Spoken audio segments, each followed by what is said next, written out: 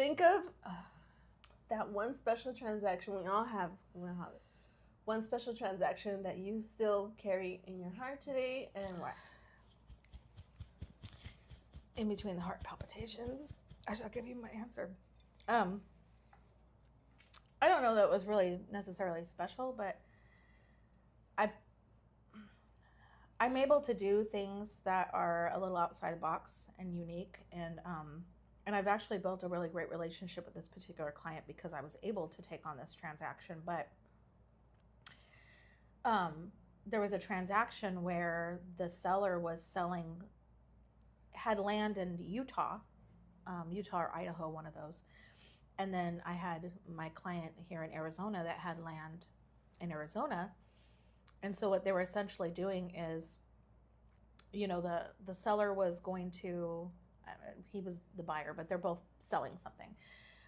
He was giving up his land out of state for the land that was here in Arizona, but there was some differences in the land value. So as part of that, there was a vehicle that was being used, interestingly enough, as the first year's worth of interest on seller financing. So there was a note for seller financing, and with the successful transfer of title on the vehicle, that first year's worth of interest on that note was satisfied.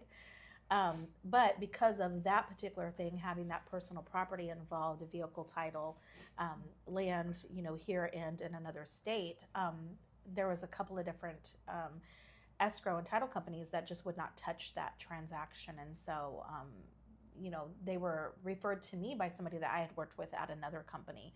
I was an escrow officer at the same time that they were an escrow officer, and they knew that I could do some of those, unique things. So they sent that business to me, and I was able to get that deal closed. And because of that, I ended up having a really great relationship with this client who brought me further business. That's awesome. So, that is unique. It is unique. Yeah. Definitely, I've heard of people talk about using personal property as far as means of, what is it called? Like a down payment. Yeah, like a down payment, funds. Yeah. Because in the contract, it stipulates in U.S. funds only, but there are exceptions to the rules. And so... Well, you can pretty much do anything. I mean, as an escrow agent, you're not... If somebody wants to trade, a chunk of gold or something as part of their purchase, that's something that's handled between the parties outside of escrow. What you ultimately end up doing is you just can, credit whatever that value is that they've agreed upon towards the purchase price. So it would be reflected in the settlement statement. And then maybe you have an escrow addendum that just states that particular personal property or asset that's being utilized as part of the purchase or in lieu of funds, that parties are handling that outside of escrow. And so you're kind of released from liability and held harmless in that aspect. But if you get creative, you can do things like that.